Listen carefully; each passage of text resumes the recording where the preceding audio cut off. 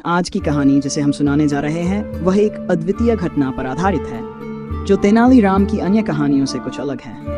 विजयनगर में एक दिन एक व्यापारी राजा कृष्णदेव राय के दरबार में आया।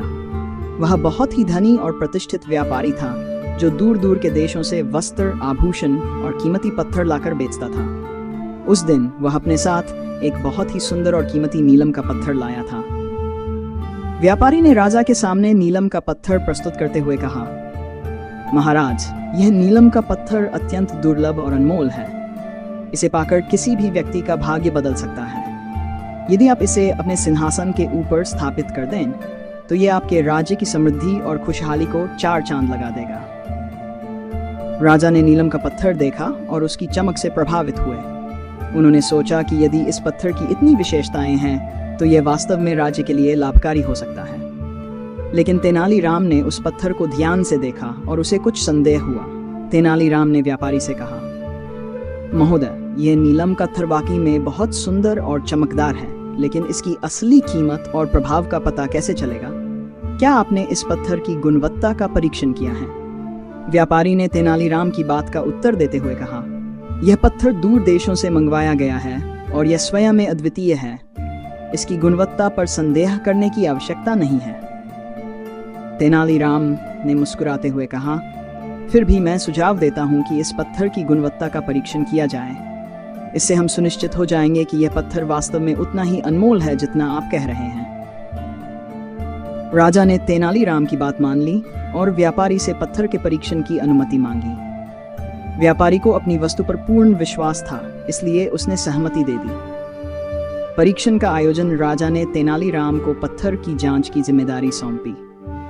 तेनालीराम ने व्यापारी से कहा, हम इस पत्थर का परीक्षण सार्वजनिक रूप से करेंगे ताकि सभी लोग इसके महत्व को समझ सकें। राजा ने आदेश दिया कि दरबार में सभी दरबारियों और नागरिकों को आमंत्रित किया जाए ताकि वे इस परीक्षण को देख सकें। तय दिन दरबार में भीड़ इकट्ठी हुई और तेनालीराम ने पत्थर का परीक्षण शुरू किया। उन्होंने पत्थर को विभिन्न तरीकों से जांचा, लेकिन पत्थर अपनी चमक और सुंदरता में अपरिवर्तित रहा। ये देखकर दरबारियों और राजा ने सोचा कि पत्थर वास्तव में अनमोल है। लेकिन तेनालीराम को अभी भी संतोष नहीं हुआ। उन्होंने सोचा कि कुछ और परीक्षण किए जाने चाहिए। उन्होंने घोषणा की, यह नीलम का पत्थर बहुत ही कीमती और सुंदर है, लेकिन इसे अंतिम परीक्षण से गुजारना आवश्यक है। तेनालीराम ने पत्थर को एक कठोर सतह पर रखकर उसे जोर से हिट किया। ये देखकर सभी लोग चौंक गए, क्योंकि ऐसा करने से पत्थर पर एक दरार आ गई। तेनालीराम ने मुस्कुराते हुए पत्थर को उठाया और दरबारियों को दिखाते हुए कहा, यह नीलम का पत्थर वास्तव में नकली है। इसकी चमक और सुंदरता केवल बाहरी रूप से है, अंदर से यह पत्थर टूटने वाला है। सुनकर व्यापारी घबरा गया और उसने सच स्वीकार कर लिया कि उसने राजा को धोखा देने की योजना बनाई थी। वह जानता था कि राजा अपने राज्य की समृद्धि के लिए कुछ भी कर सकते हैं, इसलिए उसने इस नकली पत्थर के माध्यम से उन्हें ठगने की योजना बनाई थी। राजा कृष्णदेव राय ने व्यापारी की धूर्तता को देखते हुए उसे कड़ी सजा देने का आदेश दिया।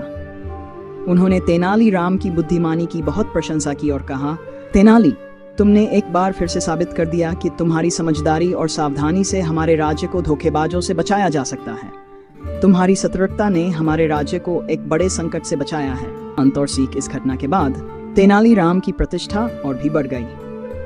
दरबार में सभी दरबारियों और नागरिकों ने उनकी बुद्धिमानी की सराहना की। इस कहानी से हमें यह सीख मिलती है कि कभी भी बाहरी चमक धमक पर विश्वास नहीं करना चाहिए। असली मूल्य अंदर की सच्चाई में होता है, न कि बाहरी दिखावे में। यह कहानी तेनालीराम की अद्वितीय चतुराई और सूझबूझ की एक और मिसाल है, जो न केवल हमारे जीवन को दिशा देती है, बल्कि हमें यह भी सिखाती है कि किसी भी चीज की असली पहचान उसके बाहरी स्वरूप से नहीं, बल्कि उसकी असली गुणवत्ता से होती है।